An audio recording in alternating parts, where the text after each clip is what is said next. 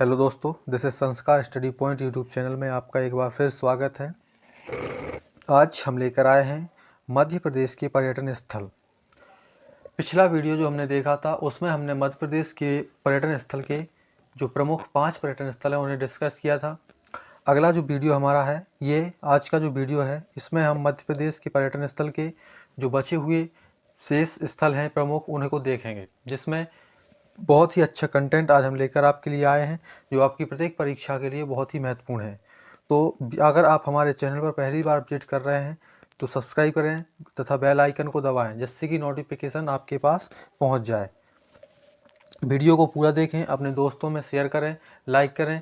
और आज हम देखेंगे मध्य प्रदेश के पर्यटन स्थल। तो आइए ज़्यादा समय ना लेते हुए वीडियो को आगे बढ़ाते हैं।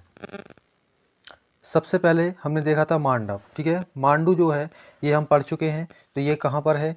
ये मालवा का सौंदर्य स्थल है। इसे हर्षनगर के नाम से जाना जाता है। और ये इसको मांडू में जो स्थित है, प्राचीन नाम इसका क्या है? मांडवगढ़ है। दिलावर खां का जो पुत्र होशंग शाह था, इसने 1405 में अपनी धार से राजधानी को उठाकर मांडू में लेकर के आया था। नेक्स्ट, बाज बहादुर का यहाँ पर आधिपत्य हो जाता है, जो यहाँ पर बहुत हिंडोला महल का इसने निर्माण करवाया था, ठीक है दोस्तों। इसके बाद हमने देखा था अमरकंटक। तो अमरकंटक क्या है? अमरकंटक ये एक पवित्र क्या है? नगर है। और ये अनूपपुर जिले की पुष्पराज तहसील में स्थित है, ठीक है। यहाँ 3 नदियाँ प्रमुख निकलती हैं, सोन ये सोन है यहाँ पर, नर्मदा, सोन और जोहिला, ठीक है दोस्तों। ये 3 नदियाँ यहाँ पर निकलती हैं। प्रसिद्ध तीर्थ स्थल यहाँ पर नैनाभिराम पर्यटन स्थल है। और यहाँ पर कपिलधारा जलप्रपात, सोनमंग, माइकी बगिया, कबीर चौरा, भृगु कमंडल और पुष्कर बांध, दुग्धधार और नर्मदा कुंड यहाँ पर क्या है देखने को? यहाँ पर प्रमुख पर्यटन स्थल हैं। इसके बाद हमने देखा था चित्रकूट। तो चित्रकूट ये मध्य प्रदेश के सतना जिले में स्थित है। ये तपस्या और शांति का स्थल इसे माना जाता है। ब्रह्मा, विष्णु और महेश तीनों के यहाँ पर बाल अवतार का स्थान इसको माना जाता है। और ये मध्य प्रदेश सरकार ने इसे पवित्र स्थल घोषित किया है। महाकवि तुलसीदास आत्मिक शांति के लिए यहाँ पर आए थे। और भगवान श्री राम, सीता, लक्ष्मण सहित महर्षि अत्रि तथा सती अनसुईया के यहाँ पर अति बन करके आए थे, ठीक है दोस्तों। इसके बाद हमने अगला जो देखा था वो था पचमढ़ी। पचमढ़ी को हम कह सकते हैं कि ये पर्यटकों का स्वर्ग के नाम से प्रसिद्ध है, ठीक है। ये पर्यटकों का क्या है? स्वर्ग है। और ये एकमात्र हिल स्टेशन पचमढ़ी के होशंगाबाद जिले में सतपुड़ा पठार पर स्थित है, ठीक है। पचमढ़ी इसका नाम क्यों पड़ा? तो यह 5 कुटियाँ, इसका अर्थ होता है, शाब्दिक जो अर्थ है इसका, 5 कुटियों के कारण इसका नाम पचमढ़ी पड़ा है, ठीक है। Welcome heritage golf view hotel यहाँ पर है। पांडवों का वनवास स्थल इसे माना जाता है, ठीक है। कैप्टन फॉरेंस ने प्रदर्शनी पॉइंट की यहाँ पर खोज की थी और पर्वतों की रानी इसे कहा जाता है, ठीक है। यहाँ पर प्रथम बायोस्फीयर रिजर्व आरक्षित जैव मंडल घोषित किया गया है, ठीक है। यहाँ के जो प्रमुख दर्शनीय स्थल हैं वो है अप्सरा विहार, धूपगढ़, जटाशंकर, पांडव गुफाएं, छोटा महादेव और चौरागढ़। ये प्रमुख यहाँ के दर्शनीय स्थल हैं। तो आइए आज हम यहाँ से अपना वीडियो स्टार्ट करते हैं। और इसमें हम आज का जो पहला पर्यटन स्थल है वो है भेड़ाघाट, ठीक है। तो आइए हम भेड़ाघाट को देखते हैं यहाँ पर क्या है। तो भेड़ाघाट जबलपुर से 21 किलोमीटर दूर स्थित है। ध्यान रखना, जबलपुर से कितने? 21 किलोमीटर की दूरी पर ये भेड़ाघाट स्थित है, ठीक है। यहाँ पर नर्मदा नदी के जल प्रवाह के कारण ये अति सुंदर दृश्य लगता है, ठीक है। यहाँ पर जो नर्मदा नदी है उसका प्रवाह यहाँ पर बहता है, ठीक है। भृगु मुनि के नाम पर इस भेड़ाघाट का नाम यहाँ पर पड़ा है, ठीक। इसके साथ यहाँ पर जो सफ़ेद संगमरमर पाया जाता है, जो क्या करता है, यहाँ पर जो सफ़ेद संगमरमर है ये नर्मदा की नदी की जो चट्टानें हैं उधर ये होता है, जिससे ये बहुत ही सुंदर वहाँ पर देखने के लिए दिखता है, जिससे। और ये यहाँ पर दूध के समान यहाँ पर जो पानी ऊपर से गिरता है, धुआंधार जलप्रपात का, तो ये यहाँ पर बहुत ही सुंदर दिखाई पड़ता है। जबलपुर में एक 64 योगिनी मंदिर है, ठीक है। जबलपुर में यहाँ पर धुआंधार जलप्रपात, बंदर कूदनी और गौरी शंकर मंदिर देखने को हमें मिलता है, ठीक है। इसके साथ मदन शाह के द्वारा यहाँ पर एक मदन महल का निर्माण गढ़ राजा मदन सिंह, किसके? गढ़मंडला के जो राजा थे मदन सिंह, जबलपुर के समीप इन्होंने करवाया था, ठीक है दोस्तों। नेक्स्ट जो हमारा अगला पर्यटन स्थल है वो है ओमकारेश्वर। क्या है? ओमकारेश्वर। यह खंडवा जिले की नर्मदा तट पर स्थित है। कहाँ पर है? तो खंडवा जिले में है और नर्मदा के तट पर ये स्थित है। ध्यान रखना, ओमकारेश्वर खंडवा जिले में है और नर्मदा के तट पर स्थित है। ठीक है। अब ये प्रसिद्ध क्यों है? तो इसका एक जो प्रमुख कारण है वो है 12 ज्योतिर्लिंग में से एक ज्योतिर्लिंग यहाँ पर पाया जाता है। ठीक है। 12 ज्योतिर्लिंग हैं उनमें से ये एक ज्योतिर्लिंग यहाँ पर हमें मिलता है ओमकारेश्वर में। ठीक है, स्थित है। और एक और कहाँ है? तो एक और है उज्जैन में। ठीक है दोस्तों, नर्मदा और कावेरी, यहाँ पर नर्मदा नदी और कावेरी का संगम है। जो ये संगम पर ये ब्राह्मण शैली में यहाँ पर एक मंदिर बना है, ओमकार मानधाता का। बहुत ही सुंदर यहाँ पर मंदिर बना है। कहाँ पर बना है? ये नर्मदा और कावेरी के संगम पर। किस शैली में बना है? तो ब्राह्मण शैली में ये बना है। कहाँ पर बना है? तो ओम किसका मंदिर है? तो ओमकार मानधाता का सुंदर मंदिर है। ठीक है। ओमकारेश्वर में एक विद्युत जल केंद्र है। ठीक है, जल विद्युत केंद्र बहुत ही रमणीय यहाँ पर स्थल है। ओमकारेश्वर का जो राष्ट्रीय उद्यान यहाँ पर प्रमुख पर्यटन स्थल भी है। ठीक है। और क्या है? तो यहाँ पर प्रसिद्ध सिद्धांत मंदिर है। कौन सा मंदिर है? प्रसिद्ध सिद्धांत मंदिर। 24 अवतार सन्मात्रिक मंदिर यहाँ पर हमें मिलता है। गौरी सोमनाथ मंदिर है और शंकराचार्य की गुफाएं हमें यहाँ पर देखने को मिलती हैं। ठीक है। मलबरेश्वर ममलेश्वर का मंदिर, ओमकारेश्वर मंदिर यहाँ के प्रमुख दर्शनीय स्थल हैं। ठीक है। नेक्स्ट जो हमारा पर्यटन स्थल है वो है महेश्वर। कौन सा है दोस्तों? महेश्वर। तो ये महेश्वर कहाँ है? तो ये मध्य प्रदेश के खरगोन जिले में है। कहाँ पर है? मध्य प्रदेश के खरगोन जिले में महेश्वर है। ठीक है। इसका प्राचीन नाम क्या है? तो इसका प्राचीन नाम प्रश्न में पूछा जाता है परीक्षाओं में कि महेश्वर का प्राचीन नाम क्या है या महिष्मती के नाम से किसे जाना जाता है। तो याद रखना, महेश्वर को महिष्मती के नाम से प्राचीन समय में जाना जाता था। ठीक है। देवी अहिल्याबाई की ये राजधानी रही है। किसकी राजधानी रही है? तो देवी अहिल्याबाई की, तथा है वंश की यहाँ पर राजधानी रही है। ठीक। महेश्वर प्रसिद्ध क्यों है? अभी जो महेश्वर है वो साड़ियों के लिए प्रसिद्ध है। ठीक है। महेश्वर की जो साड़ियाँ हैं ये पूरे विश्व में प्रसिद्ध हैं। ठीक है। देवी अहिल्याबाई ने अत्यंत सुंदर यहाँ पर सुंदर किला और मान घाट बनवाए हैं। ठीक।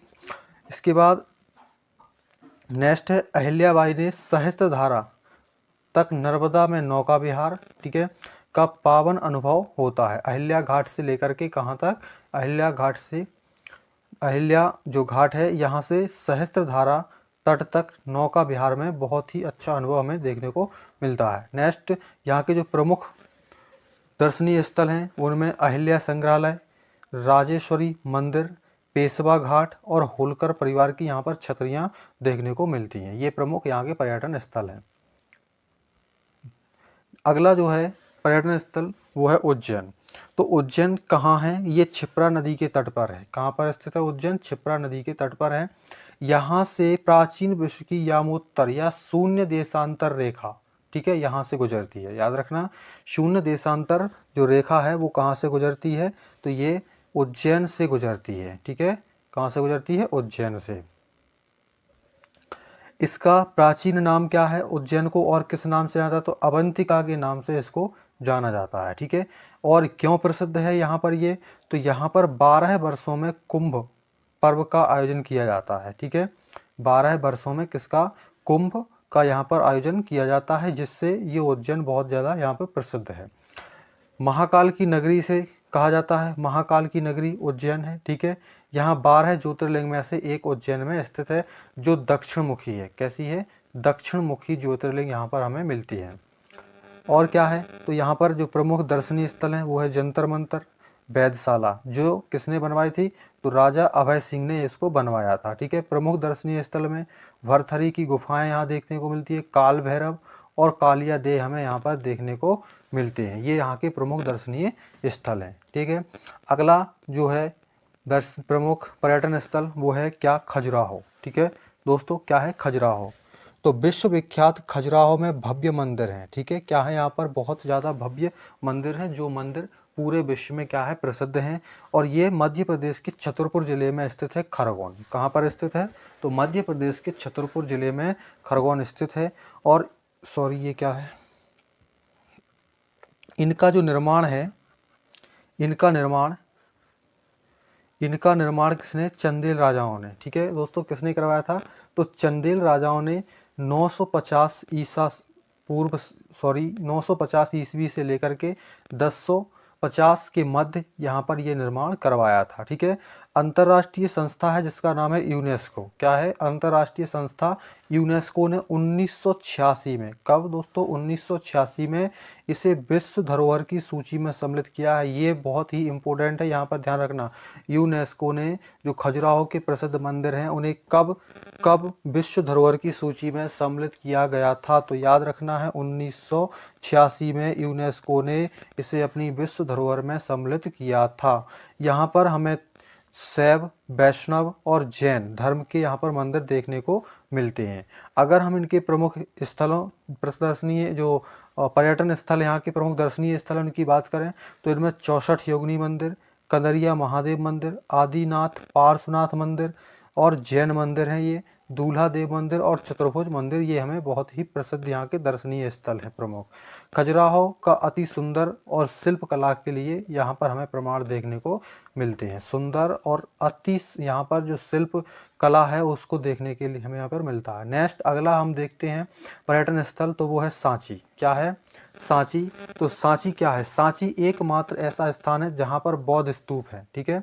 एकमात्र ऐसा स्थान है जहाँ पर बौद्ध स्तूप तो है लेकिन महात्मा बुद्ध यहाँ कभी नहीं आए। ध्यान रखना, महात्मा बुद्ध यहाँ पर कभी यहाँ पर आए नहीं है, लेकिन उन यहाँ पर एक स्तूप है, बौद्ध स्तूप। ठीक है। सांची स्तूप जो है ये मध्य प्रदेश के कहाँ पर है? तो रायसेन जिले में। याद रखना, सांची कहाँ है? रायसेन जिले में है और ये स्तूप वहीं पर स्थित है। ठीक है। अशोक ने इस स्तूप का निर्माण कराया था। ये इस जहाँ विदिशा का एक सेठ थे, उनकी जो कन्या थी उसका नाम था श्रीदेवी। श्रीदेवी के प्रभाव में आकर के उन्होंने सांची में इस स्तूप का निर्माण करवाया था। ठीक है। इम्पोर्टेंट प्रश्न, 1900, ठीक है, कितना?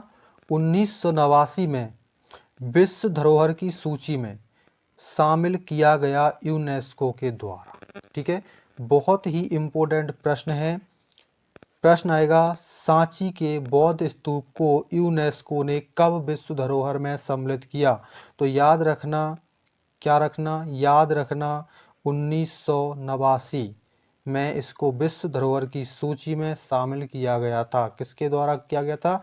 तो यूनेस्को के द्वारा किया गया था। ठीक है। नेक्स्ट, यहाँ पर बुद्ध के 2 शिष्य हैं, सारिपुत्र और महामोगलयान। इन दोनों की अस्थियां हमें, इनके अवशेष कांच की मंजूषा में यहाँ पर रखे गए हैं। ठीक है। प्रमुख दर्शनीय स्थल क्या है? तो बौद्ध विहार है, अशोक स्तंभ है, महापात्र गुप्तकालीन मंदिर यहाँ पर हमें मुख्य दर्शनीय स्थल के रूप में देखने को मिलते हैं। और यहाँ पर एक संग्रहालय भी है जो हमें यहाँ प्रमुख दर्शनीय स्थल के रूप में मिलता है। अगला है पर्यटन स्थल ओरछा। तो ओरछा बुंदेलों ने इसे बुंदेलखंड की राजधानी बनाई है। ठीक है। बुंदेल जो थे, बुंदेल राजा, उन्होंने इसे बुंदेलखंड की राजधानी बना करके रखा है। ओरछा है कहाँ? तो ये मध्य प्रदेश के निवाड़ी जिले में स्थित है। ठीक है। चंद्रशेखर आज़ाद की ये कर्मस्थली रही है। चंद्रशेखर आज़ाद यहाँ पर एक साधु के भेष में रहा करते थे। ठीक है। और यहीं से अपनी क्रांतिकारी गतिविधियों का संचालन करते थे। यहाँ के जो प्रमुख दर्शनीय स्थल हैं उसमें जहांगीर महल, चतुर्भुज मंदिर और लक्ष्मी नारायण मंदिर है, फूल बाग है, शहीद स्मारक यहाँ पर हमें देखने को मिलता है। ठीक है। नेक्स्ट है मैहर। ठीक है। क्या है? मैहर। तो मैहर ये मध्य प्रदेश के सतना जिले में स्थित है। ठीक है। यहाँ पर प्रसिद्ध आला उदल का अखाड़ा था। किसका? आला उदल का यहाँ पर अखाड़ा था। माँ शारदा देवी का यहाँ पर भव्य मंदिर है। इसे संगीत की नगरी के नाम से जाना जाता है। मोस्ट इम्पोर्टेंट प्रश्न, मध्य प्रदेश की संगीत नगरी किसे कहा जाता है? तो याद रखना है, मध्य प्रदेश की जो संगीत नगरी है वो है मैहर। क्या है? मैहर। तो इसे मध्य प्रदेश की संगीत नगरी के नाम से जाना जाता है। ठीक है। अगला है जो प्रमुख तीर्थ स्थल हैं, ये जैन तीर्थ स्थल हैं जो हम देखेंगे। तो यहाँ पर जैन तीर्थ स्थल में हम देखते हैं 52 गजा। ये जो 52 गजा है ये बड़वानी ज़िले में है, ठीक है। और यहाँ 15वीं शताब्दी में 72 फीट ऊंची जैन भगवान आदिनाथ की आकर्षक मूर्ति का मुख्य केंद्र है ये, ठीक है। तो यहाँ पर बड़वानी ज़िले के अंतर्गत 52 गजा में यहाँ पर भगवान आदिनाथ, जो जैन भगवान आदिनाथ की एक बहुत ही आकर्षक मूर्ति है, जिसकी ऊंचाई कितनी है, तो 72 फीट इसकी ऊंचाई है, ठीक है। नेक्स्ट है मुक्तिगिरी। क्या है? मुक्तिगिरी। तो मुक्तिगिरी कहाँ पर है? ये बैतूल ज़िले में है, ठीक है। और ये जैनियों का एक पवित्र तीर्थ स्थल माना जाता है, ठीक है। पावागिरी कहाँ है? तो ये खरगोन ज़िले में, उन में, खरगोन ज़िले में उन है, उन एक स्थान है वहाँ पर, खरगोन ज़िले के अंतर्गत ये पावागिरी है, ठीक है। नेक्स्ट है हिंगलाजगिरी। तो ये कहाँ पर है? इंदौर में है हिंगलाजगिरी। सोनगिर, सोनागिर है। सोनागिर कहाँ पर है? तो ये दतिया ज़िले में है सोनागिर, ठीक है। गोमटगिरी कहाँ पर है? तो ये इंदौर में है। और सॉरी, यहाँ पर पुष्प था, ये पुष्पगिरी। तो पुष्पगिरी कहाँ पर है? पुष्पगिरी, ठीक है। ये पुष्पगिरी जो है ये सोनकच्छ में है। कहाँ पर है? सोनकच्छ। और अगला जो है मंगलगिरी, ये कहाँ पर है? तो ये सागर ज़िले में स्थित है, ठीक है फ्रेंड्स। इसके बाद हम देखते हैं अगला पर्यटन स्थल जो है वो है पशुपतिनाथ का मंदिर, ठीक है। पशुपतिनाथ मंदिर कहाँ है? तो ये पशुपतिनाथ मंदिर है कहाँ पर? मंदसौर ज़िले में। कहाँ पर है? मंदसौर ज़िले में। और मंदसौर ज़िले में कहाँ पर है? तो ये शिवना नदी के किनारे है। किस नदी के? शिवना नदी के किनारे है। पशुपतिनाथ का एक और विशाल और विश्व प्रसिद्ध मंदिर कहाँ पर है? तो नेपाल में है, ठीक है। पशुपतिनाथ का विश्व प्रसिद्ध मंदिर नेपाल में है। और वही मंदिर जो है वहाँ पर ये पशुपतिनाथ का एक मंदिर हमारे मध्य प्रदेश के मंदसौर ज़िले में शिवना नदी के किनारे स्थित है, ठीक है दोस्तों। तो ये था आज का हमारा वीडियो कैसा लगा कमेंट में बताना। और इस वीडियो को लाइक करें, शेयर करें और चैनल को सब्सक्राइब करें, ठीक है दोस्तों। ये वीडियो आपके लिए बहुत ही महत्वपूर्ण होने वाला है प्रत्येक परीक्षा की दृष्टि से। धन्यवाद।